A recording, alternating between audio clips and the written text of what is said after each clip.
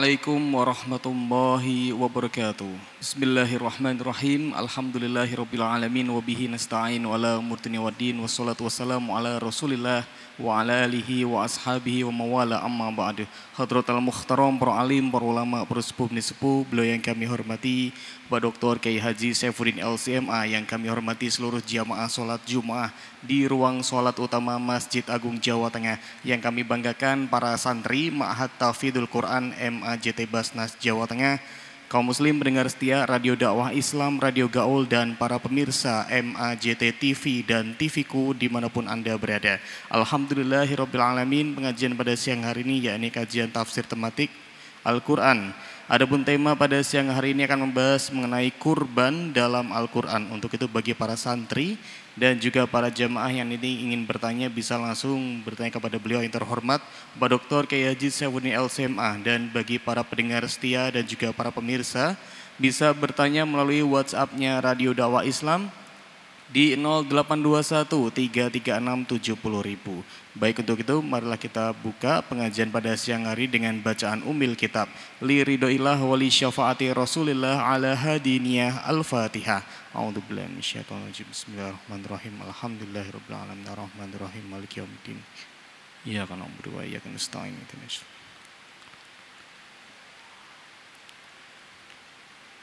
Baiklah, marilah kita simak bersama pengajian pada siang hari ini bersama beliau yang terhormat Bapak Dr. Kiai Haji Saifuddin LCMA. Kepada beliau waktu dan tempat disilahkan.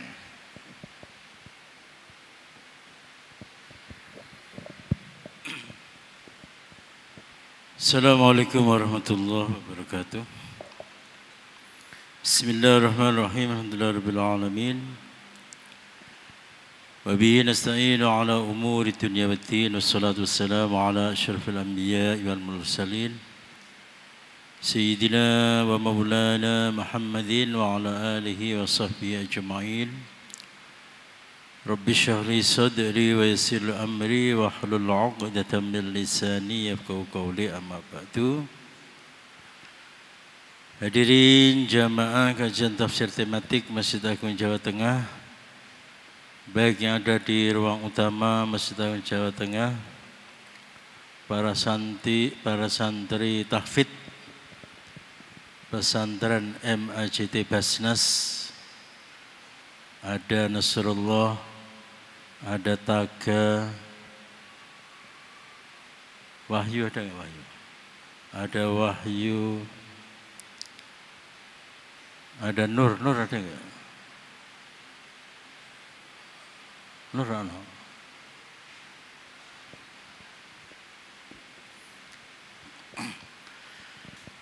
Demikian juga para pendengar setia Radio Dais, MAJT TV, TVku dimanapun Anda berada yang dimuliakan oleh Allah. Semoga kita semua senantiasa diberikan taufik hidayah, diberikan sehat walafiat, panjang umur, rezeki yang banyak, barokah. Amin Allahumma amin. Dalam kesempatan kali ini menyambut Hari Raya Idul Adha atau Hari Raya Kurban, kita akan mengangkat tema yaitu kurban di dalam Al-Quran.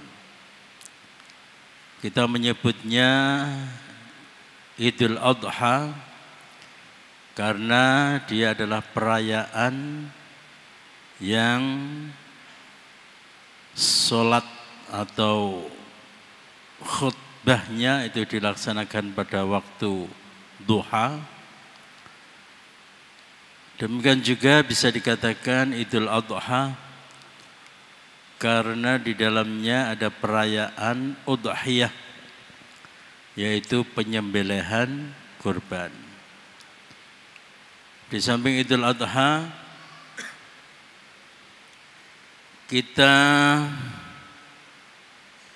menyebutnya juga dengan Idul Kurban karena hari itu adalah hari perayaan yang diwarnai dengan kurban.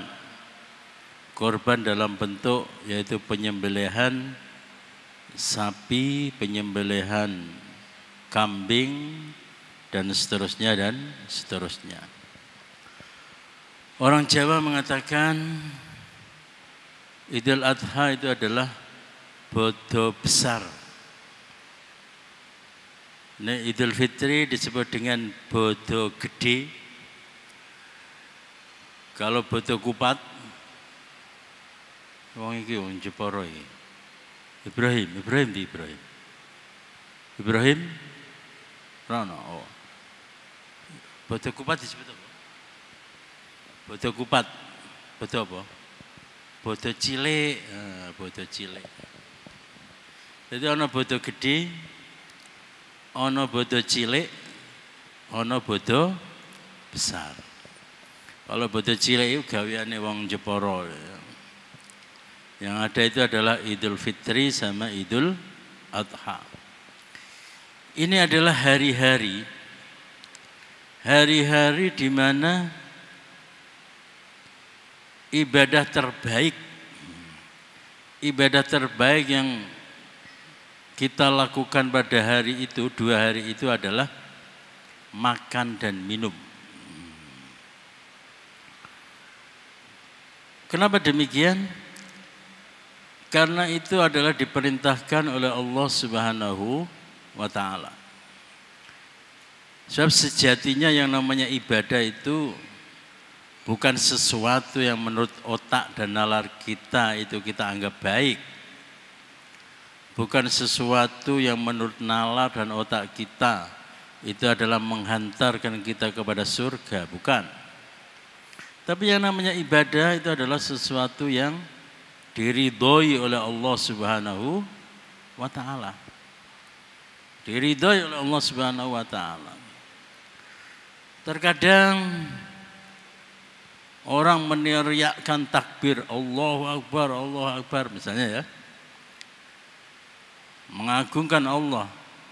Akan tetapi kalau tujuannya adalah untuk menteror masyarakat sipil, maka itu sama sekali bukan ibadah.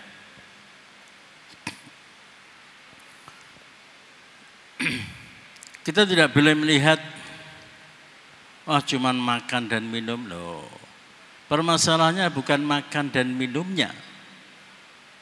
Tapi poinnya itu adalah siapa yang menyuruh kita makan dan minum. Kalau yang menyuruh kita makan dan minum itu adalah Allah Subhanahu wa ta'ala, maka makan dan minum itu adalah sejatinya ibadah. Nabiullah Adam alaihissalam dan Siti Hawa ibadahnya apa? Ibadahnya itu wa qulna ya Adam uskun anta wa zawjukal jannah. Wahai Adam dan istrinya, tinggallah di surga, wa kula minha, dan makan minumlah di sana. Jadi ibadahnya Nabi Adam itu adalah makan dan minum. Oleh karena itu, jangan sampai kita itu di hari raya Idul Fitri dan Idul Adha ogah-ogahan makan, ogah-ogahan minum, ogah-ogahan bersenang-senang. Karena apa? Karena meskipun makan dan minum, selama itu adalah perintah dari Allah Subhanahu wa ta'ala, maka dia adalah terhitung sebagai ibadah. Baik, kembali kepada pembahasan kita yaitu tentang kurban. Apa makna dari kurban? Kurban itu dari kata qaruba yaqrubu, yang artinya adalah dekat. Kurbanan artinya adalah masdar atau kata benda dari dekat, yaitu kedekatan sebagai noun ya. Qurba yakrubu bisa juga berarti kurbah, al-qurbah. Al-qurbah biasa diterjemahkan juga sebagai ibadah. Makanya ada dalam suatu kaidah al-ithar fil qurab, al-ithar fil qurab makruhun. Mementingkan orang lain di dalam beribadah itu adalah makruh. Contohnya apa? Afdoliyah saf awal, keutamaan saf pertama.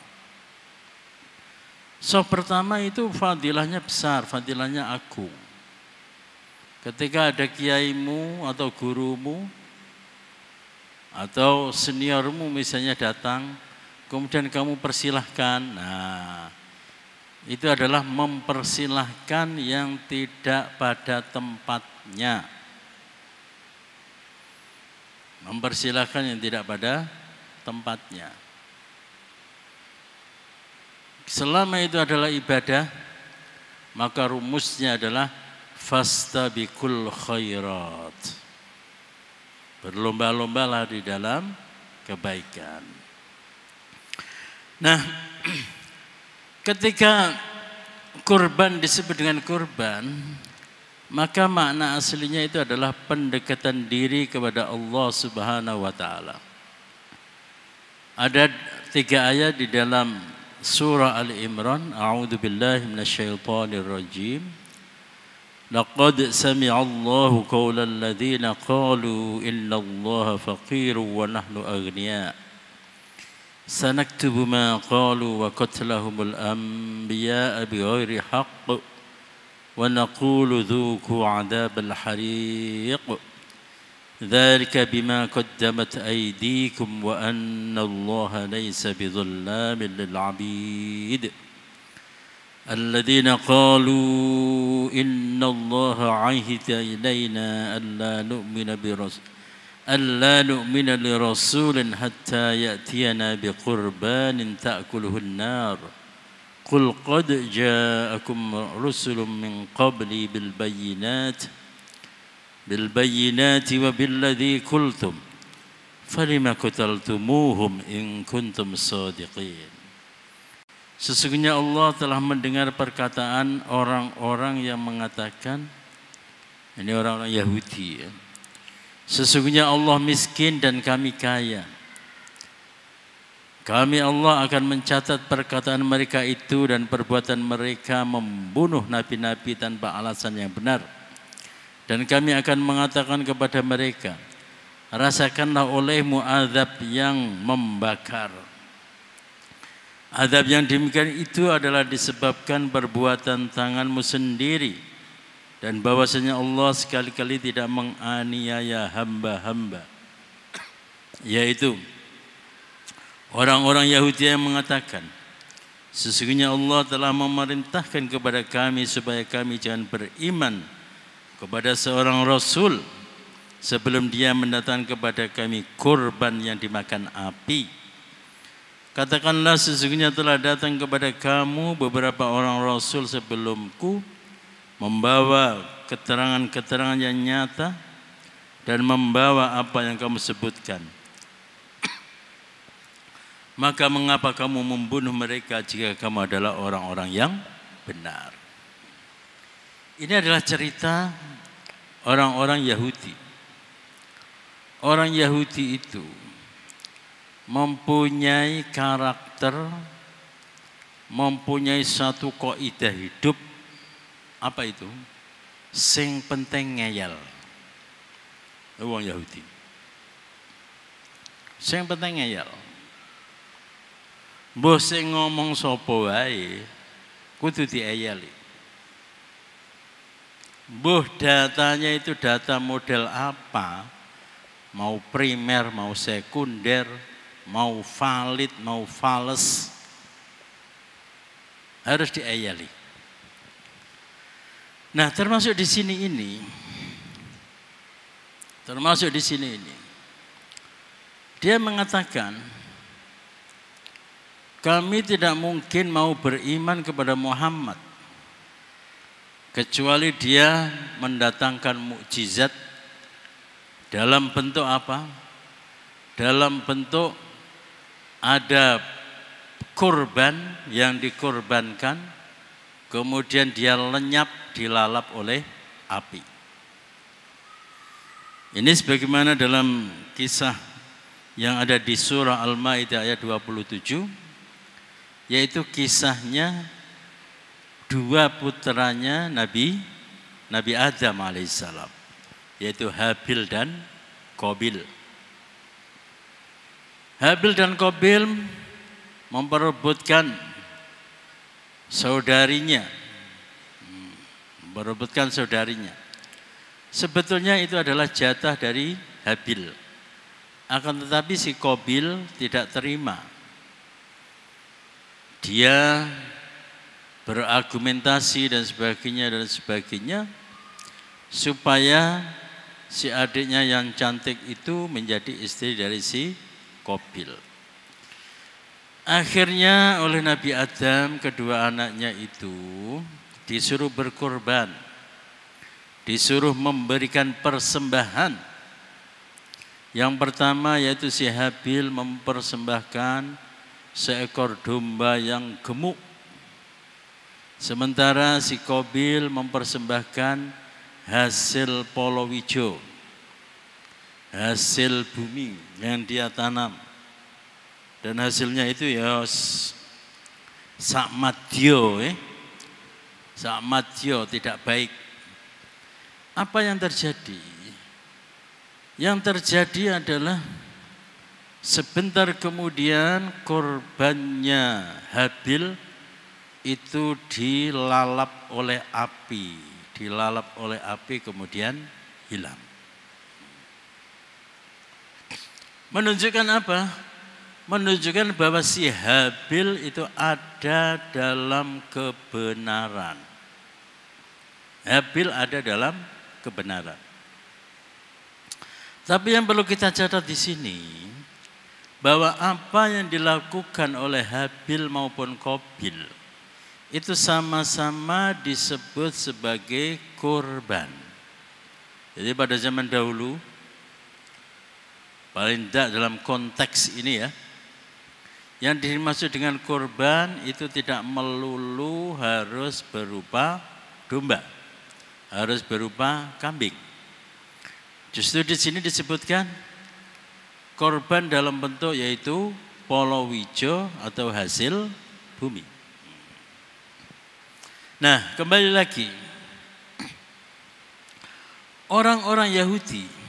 Nah, ini orang-orang Yahudi itu ya kelihatannya itu kritis, rasional. Nah, kelihatannya kritis, rasional. Tapi sejatinya pemikirannya itu adalah sangat dangkal. Dangkalnya di mana? Oke ya.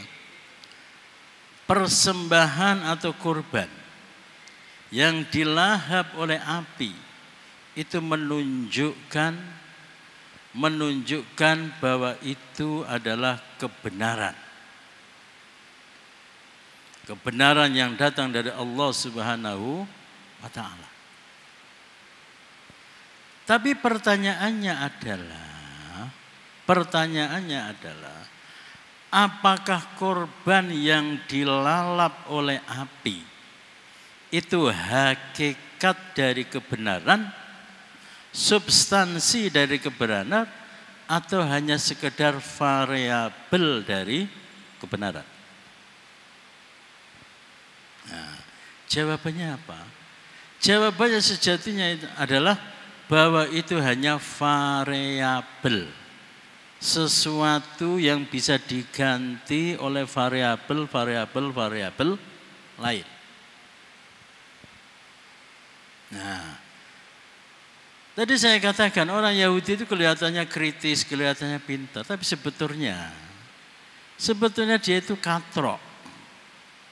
Jadi memahami kebenaran itu tidak melihat substansi dari kebenaran itu apa, tapi hanya melihat variabel-variabel yang dianggap itu adalah suatu kebenaran yang statis.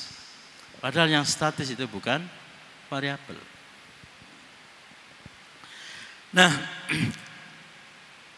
kebenaran yang substantif,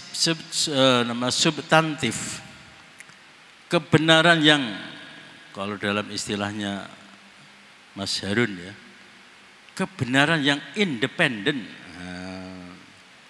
Kebenaran yang independen, yang statis itu apa? Kebenaran yang independen, yang statis itu adalah apa yang datang dari Allah Subhanahu wa Ta'ala. Apa yang datang dari Allah Subhanahu wa Ta'ala itu adalah kebenaran. Bisa berupa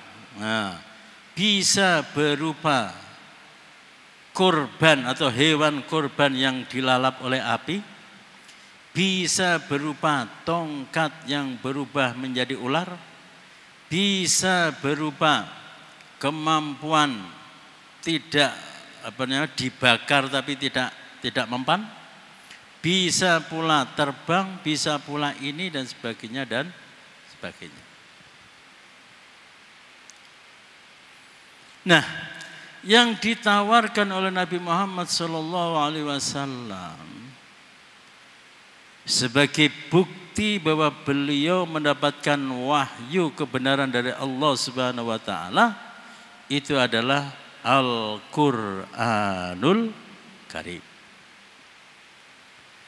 Nah ini katroknya orang Yahudi.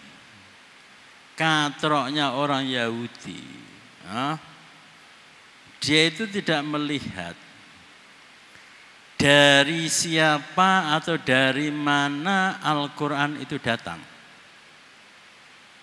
Tapi bagi mereka yang namanya kebenaran-kebenaran itu adalah sesuatu yang sifatnya adalah sesuatu yang sifatnya adalah menakjubkan. Artinya mukjizat. Nah, tapi pertanyaan selanjutnya adalah, benarkah orang Yahudi itu konsisten dengan pendapatnya bahwa mereka mau menerima kebenaran ketika ada Rasul yang mendatangkan mukjizat, hal-hal yang luar biasa? Pertanyaannya apa? Pertanyaannya adalah, jawabannya apa? Jawabannya adalah ternyata orang Yahudi tetap ngeyel. Zamannya Nabi Musa. Ya toh? Wis mengeluarkan mukjizat, Masya Allah. Mukjizat bisa membelah laut. Iman, tapi sedilu. Mukjizat ada batu yang sebesar helm. Ditutuk dengan tongkatnya Nabi Musa, keluar 12 sumber air, mancur dengan sangat derasnya. Yang terjadi apa?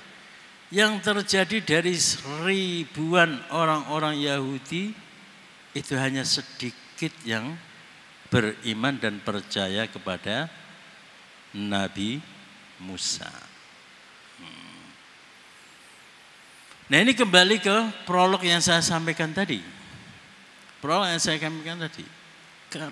Apa itu? Yaitu orang Yahudi itu adalah orang yang menganggap bahwa kebenaran itu adalah sesuatu yang menurut otaknya itu benar. Makanya saya tadi katakan, yang namanya ibadah itu bukan sesuatu yang menurut otak kita itu adalah suatu ibadah. Tapi yang namanya ibadah itu adalah sesuatu yang diperintahkan oleh Allah Subhanahu wa Ta'ala. Kalau kita belajar kalau kita belajar dunia perwalian ya, dunia persufian.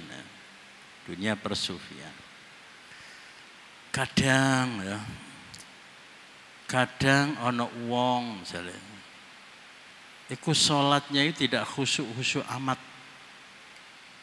Tidak khusyuk-khusyuk amat, minimalis gitu ya. Tapi dia itu adalah al-arif billah, orang yang ma'rifat. Kenapa demikian? Karena dia itu menjalani ibadah. Menjalani ibadah dalam bentuk yang tidak biasa dilakukan oleh orang-orang biasa. Jadi ana sing jeneng ibadah itu diperintahkan oleh Allah Subhanahu wa taala kepada hamba terkasihnya, ya. Hamba terkasihnya itu dalam bentuk misalnya dengan berderma keliling, dengan amar ma'ruf nahi mungkar. Ada juga yang puasa terus, ada juga yang sholat terus dan sebagainya. Sementara kalau kita orang awam, orang awam itu kalau ibadah itu kan normatif ya. Normatifnya gini ya. Normatifnya gini. Itu ibaratnya adalah seperti orang makan. Secara normal orang makan itu adalah sehari 3 kali, 4 sehat, 5 sempurna. 4 sehat, 5 sempurna. Tapi ketika orang itu tahu tentang dirinya, maka yang dimakan itu bukan 4 sehat, 5 sempurna. Delok-delok sih. Kalau memang saya itu misalnya sudah saatnya menjauhi karbo, nah, ya bukan 4 sehat 5 sempurna lagi. Barangkali yang dikonsumsi itu hanya sayur-sayuran dan protein. Ada yang usia 60 misalnya, ketika minum susu itu justru drop. Ada enggak? Ada. Ada orang yang ketika makan sehari 3 kali itu malah justru rusak tubuhnya. Orang yang kebanyakan gula, dia justru harus banyak puasa daripada makan. Jadi ada aturan yang namanya aturan umum, ada aturan yang namanya aturan khusus. Nah, demikian juga orang itu ya, kalau kita lihat sejarahnya para ulama-ulama salaf itu ya, itu ada orang yang puasa terus, ada.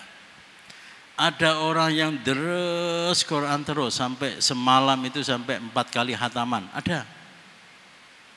Kenapa demikian? Karena mereka itu tahu yang dibutuhkan oleh tubuhnya itu apa. Dia mengenal dirinya dengan baik.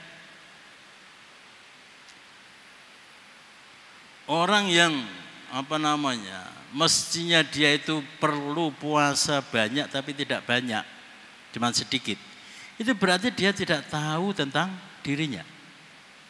Orang mestinya dia itu harus banyak zikir, tapi kok masih kerja dan kerja terus misalnya, itu berarti dia itu tidak tahu tentang dirinya.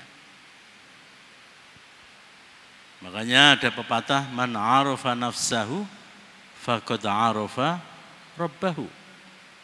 Yang dibutuhkan oleh diri saya itu apa? Wirid, tahajud, sholat, zakat, haji, berderma, atau apa?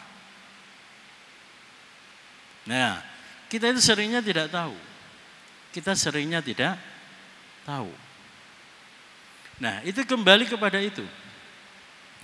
Kembali kepada bahwa hakikat kebenaran itu apa? Hakikat dari kebutuhan diri kita itu apa? Nah itu yang orang itu sering meleset. Orang sering meleset. Orang-orang Yahudi itu orang yang tidak tahu apa itu kebenaran sejati. Orang yang tidak tahu apa yang dibutuhkan oleh diri mereka. Sehingga apa? Sehingga dia itu waton ngeyel, waton menolak dan waton menolak. Nah, jadi korban itu intinya itu adalah pendekatan diri kepada Allah Subhanahu wa taala. Dan itu dipertegas ya. Dipertegas di dalam surah Al-Hajj ayat 36.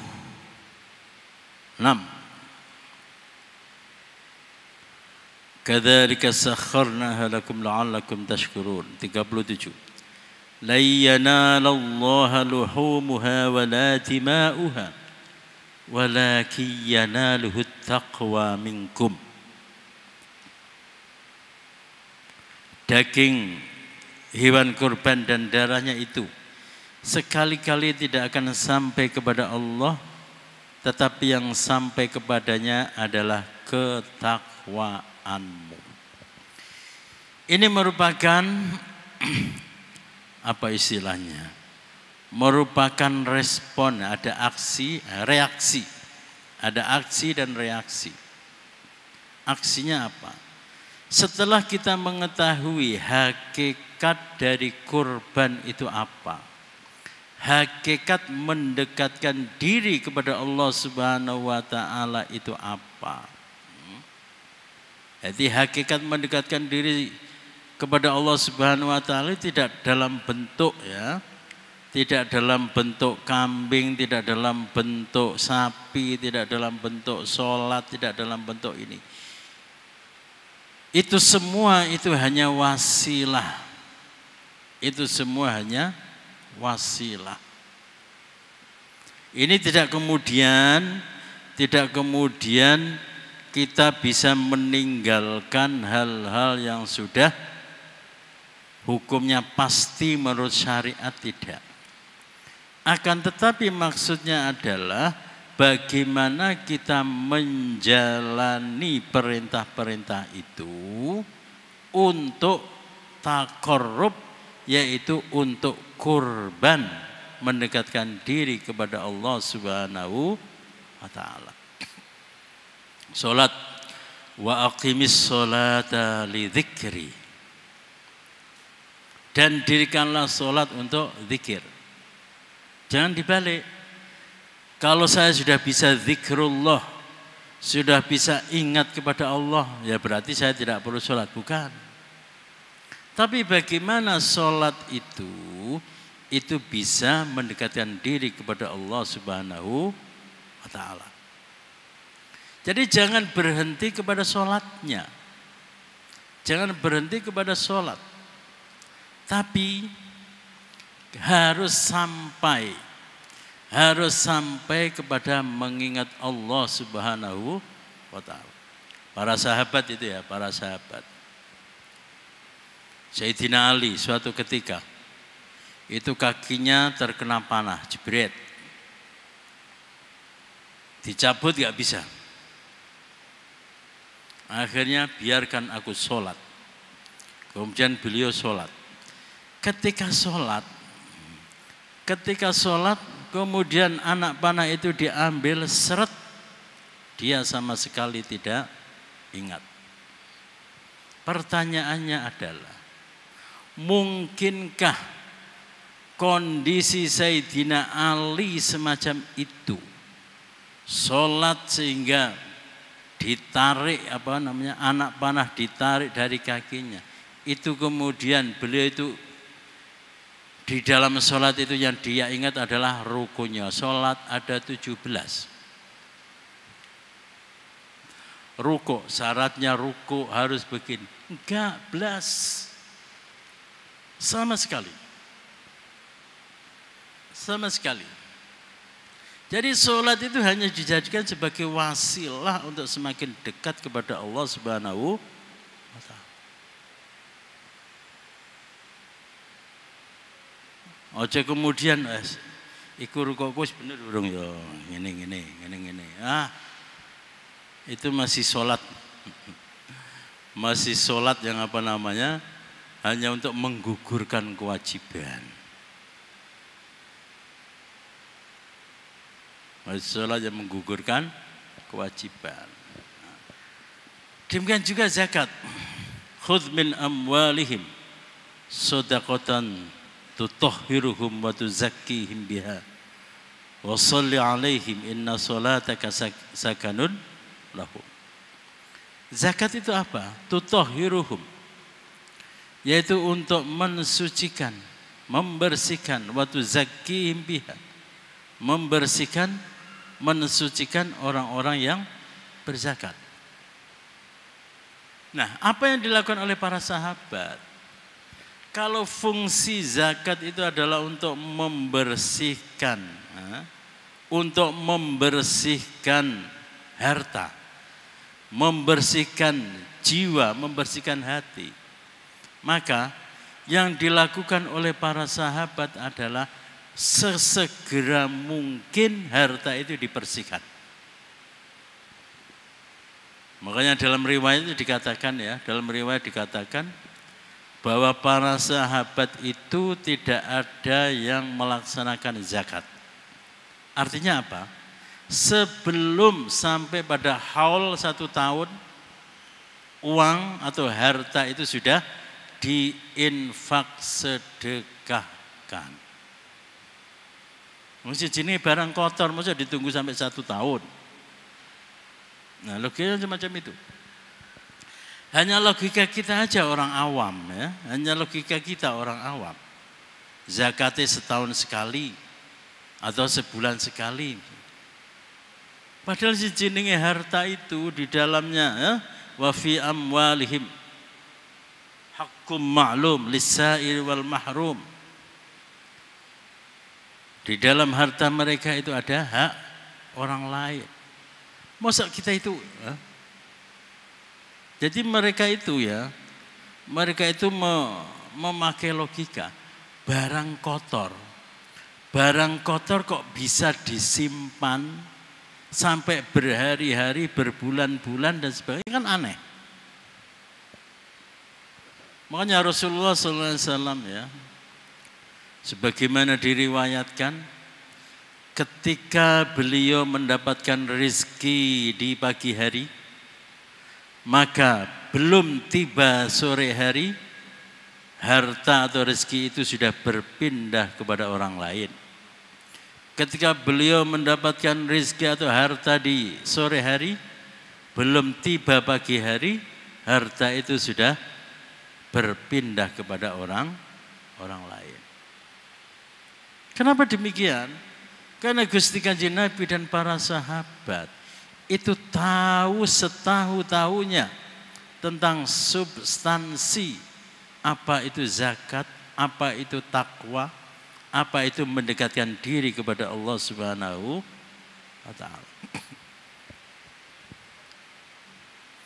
Ya biasanya nek santri itu ya punya baju kotor ya. Bukan santri sini, kalau santri sini Masya Allah bajunya di laundry semua. Ini pondok-pondok liya biasanya ya, iku nek durung seminggu, ya durung dicopot. Begitu wis dicopot, dilebokke ning ember, iku nek durung 3 dina, iku durung dicuci. Akhirnya piye? Ya ambune ngono iku. Ya itu persis seperti kita. Harta ditumpuk, wayahe zakat masih bulan kedua, masih bulan ke-7, masih bulan ke-10. Yes. Padahal ketika Allah mengatakan tutahhiruhum wa tuzakkihim biha, bahwa zakat itu adalah untuk mensucikan, membersihkan, itu artinya apa? Harta kita itu kotor. Masuk barang kotor kok disimpan sampai berhari-hari, berminggu-minggu, berbulan-bulan. Itu logikane ning ndi? Nah, logikane ning ndi? Baiklah para hadirin sekalian. Jadi dengan kurban kita itu diajari ya, diajari tentang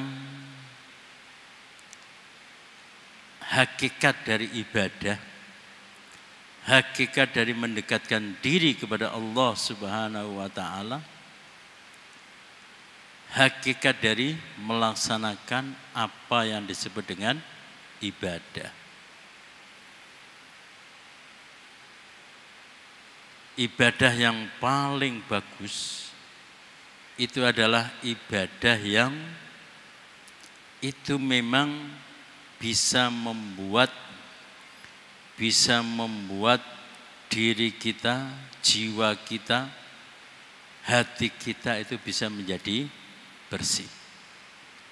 Makanya ya, orang-orang kalau sowan kepada kiai sing linwih, seorang mursyid datang, itu wiridannya itu pasti beda-beda. Beda-beda. Ada yang dikasih ijazah kulhu, ada yang dikasih ijazah Asmaul Husna, ada yang dikasih ijazah yaitu istighfar, ada yang dikasih ijazah ayat kursi dan seterusnya dan seterusnya. Tergantung. Nek bocah wonge gleleng, ngerti gleleng ya.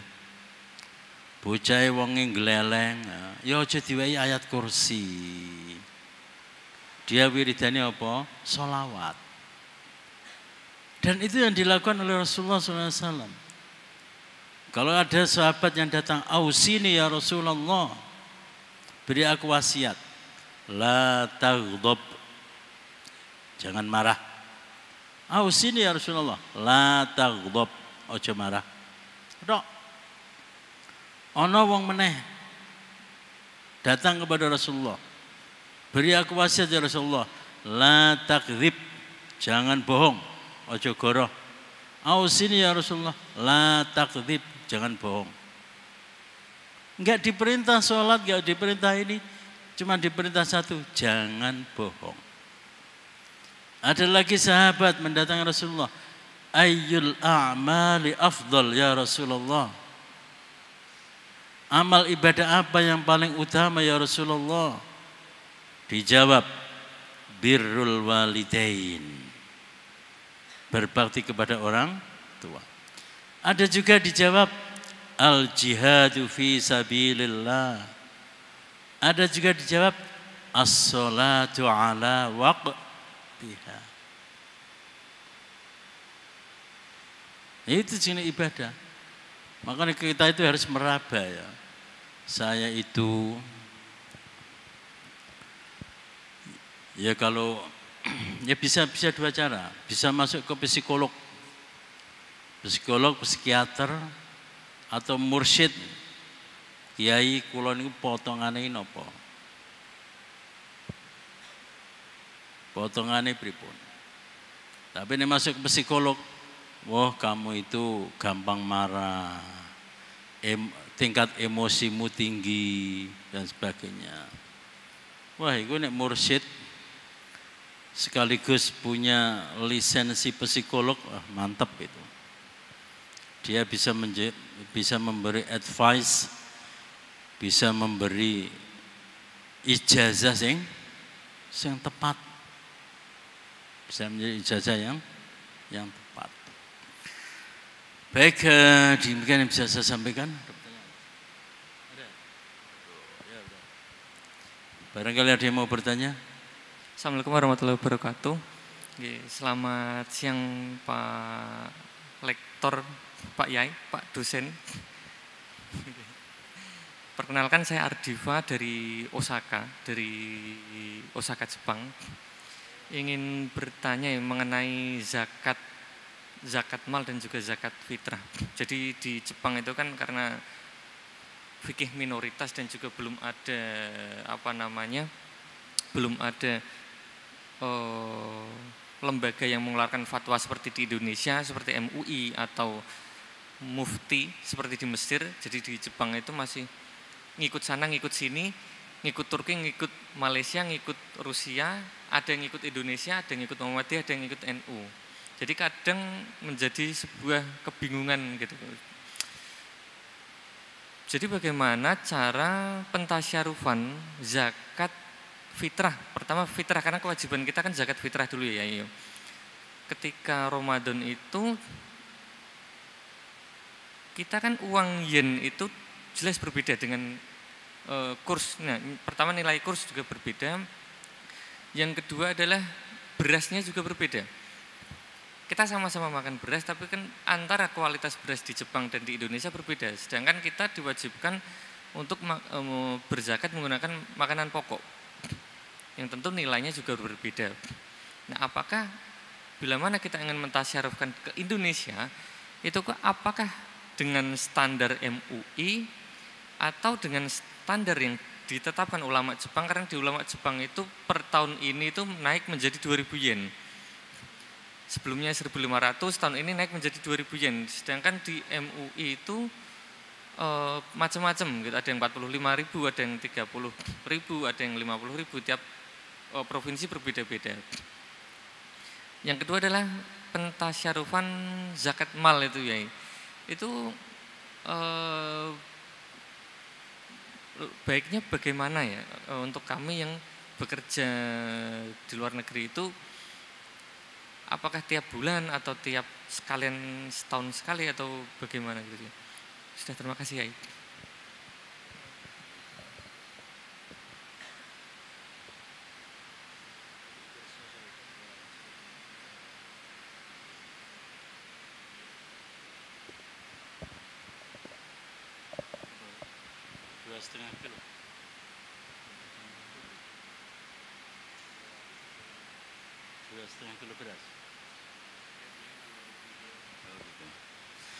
Baik, terima kasih. Ini pertanyaan bagus sekali ya. Pertama terkait dengan zakat fitrah. Ya. Kalau zakat fitrah itu yang dikeluarkan itu adalah bahan pokok. Bahan pokok yaitu 2,5 kilo atau lebih mantapnya adalah 2,75 kilo ya. Atau kalau mau digenepi dengan 3 kilo juga enggak apa-apa. Nah, setara dengan itu bisa dikeluarkan dalam bentuk bahan pokok itu sendiri atau bahan pokok atau dalam bentuk uang. Nah, ya terserah. Nah, kemudian itu pentasarufannya kepada siapa? Pentasarufannya adalah kepada fakir miskin yang ada di Jepang. Kalau misalnya kesulitan bisa juga fisabilillah. Nah, fisabilillah itu siapa? Fisabilillah itu diantaranya adalah misalnya para takmir masjid yang tidak digaji atau para pelajar. Para pelajar itu masuk juga fisabilillah. Para pelajar termasuk juga fisabilillah meskipun dia itu dapat beasiswa. Jadi oleh karena itu Mas Adit, ya, itu bisa misalnya saling berzakat fitrah kepada temannya. Itu bisa, karena apa? Karena sama-sama fisabilillah. Nominalnya berapa? Ya nominalnya adalah sesuai dengan bahan pokok makanan yang kita makan sehari-hari. Bahkan di Indonesia pun itu sebetulnya beda-beda. Beda-beda.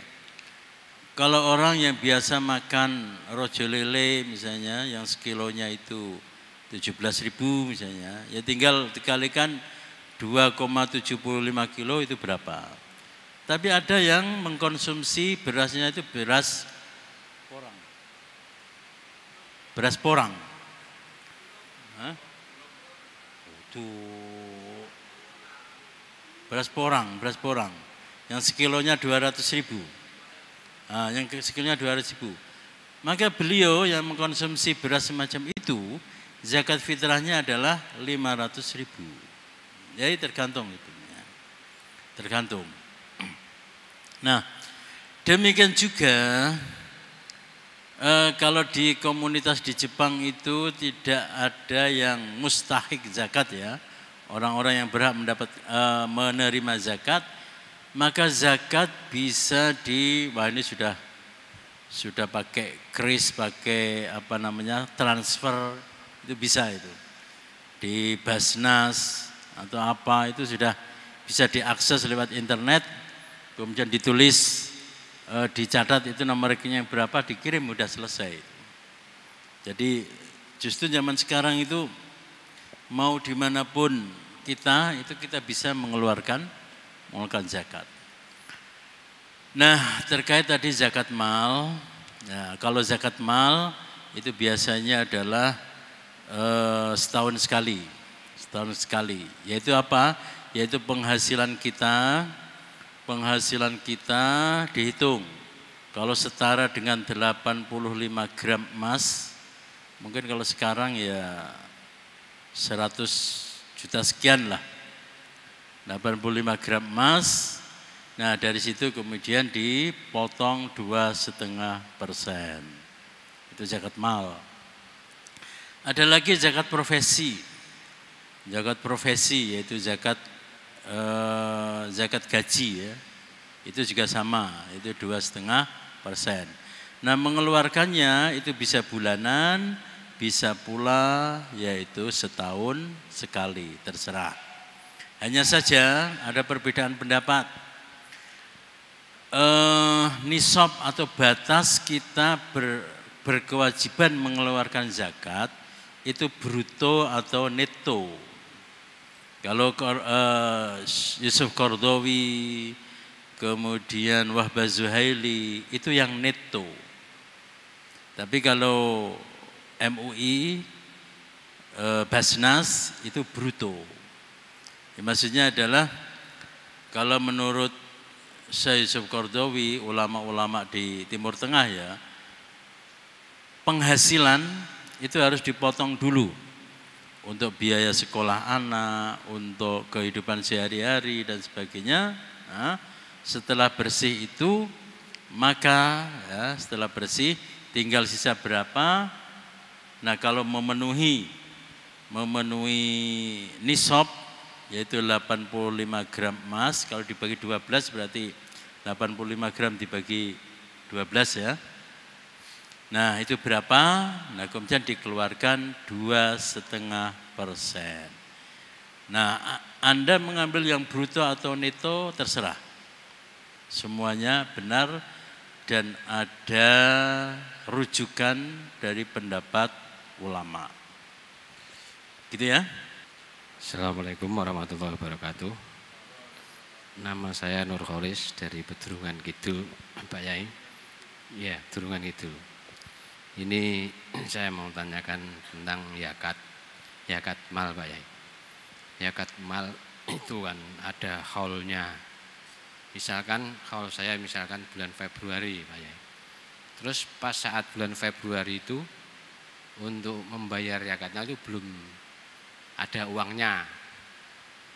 Terus misalkan itu hutang untuk membayar zakat boleh apa enggak? Kemudian seumpamanya itu kita misalkan enggak ada hutang, nunggu sampai ada uang, terus akhirnya kan mundur dari bulan waktu haulnya itu boleh apa enggak, Pak Yai? Itu saja Pak Yai. Terima kasih atas jawabannya. Assalamualaikum warahmatullahi wabarakatuh.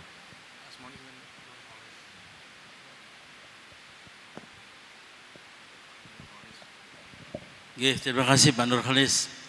Membayar zakat mal ya, membayar zakat mal. Ketika sudah tiba saatnya membayar zakat mal, tapi kebetulan uangnya tidak ada, tidak punya. Ini bagaimana hukumnya? Yaitu sebetulnya zakat mal itu adalah tanggung jawab atau kewajiban dari yang bersangkutan selama-lamanya. Artinya apa? Kalau tahun ini belum bisa membayarkan, ya berarti dia harus mengqadha di tahun berikutnya dan seterusnya dan seterusnya. Dan ini pernah terjadi ya. Pernah itu Emir Kuwait. Emir Kuwait itu mendapatkan kritikan dari para ulama dan sebagainya karena tidak mau mengeluarkan zakat. Akhirnya telinganya panas ya, waduh, piye iki.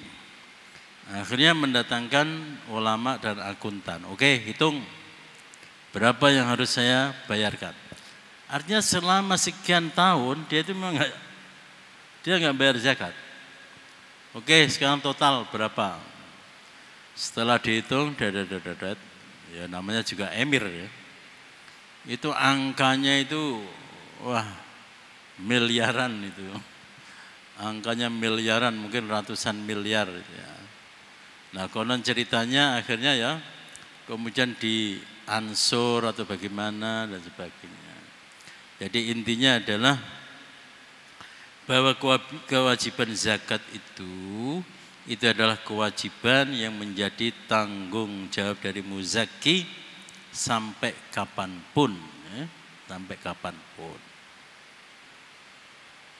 Tahun ini belum bisa membayar karena satu dan lain hal, ya udah tahun berikutnya belum bisa juga, ya tahun berikutnya. Karena apa? Di samping itu adalah kewajiban, karena sejatinya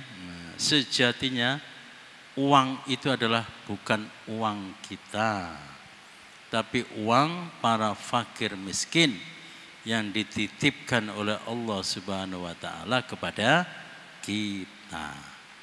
Dengan demikian kalau kita tidak zakat, artinya apa? Kita gondol uangnya fakir miskin. Ngoten nggih? Ya, dikodok betul. Ya, dikodok, diutang. Ya, bisa diansur, bisa bagaimana lah. Itu sudah menjadi kewajiban kita. Sebagaimana orang yang kewajiban apa? Sholat misalnya, macam itu. Ngoten nih.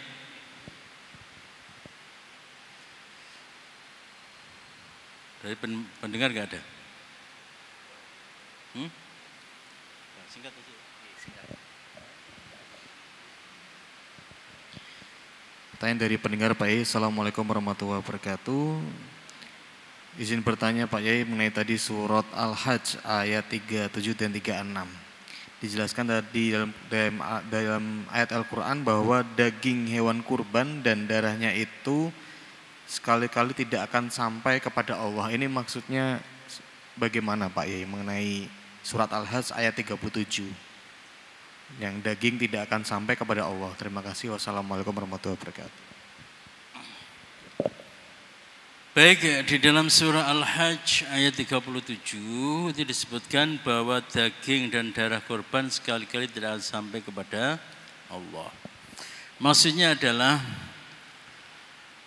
supaya apa yang kita lakukan itu sampai kepada Allah Subhanahu wa taala, kita jangan mengandalkan, jangan menyombongkan seberapa berat hewan yang kita korbankan, seberapa banyak darah dari hewan tersebut.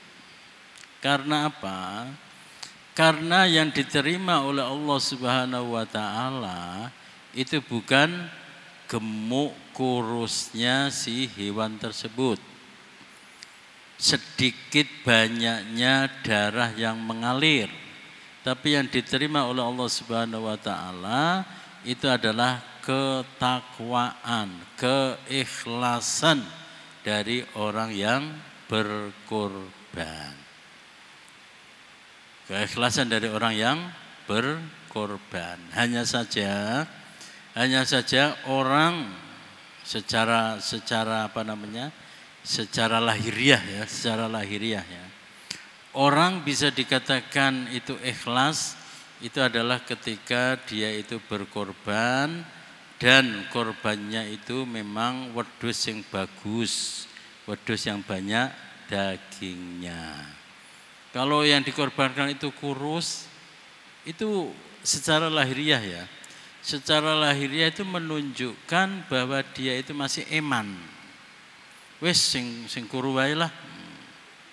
Sing kuru wae. Sing kuru wae lah. Aja sampai sing kaya Kausar misalnya ya.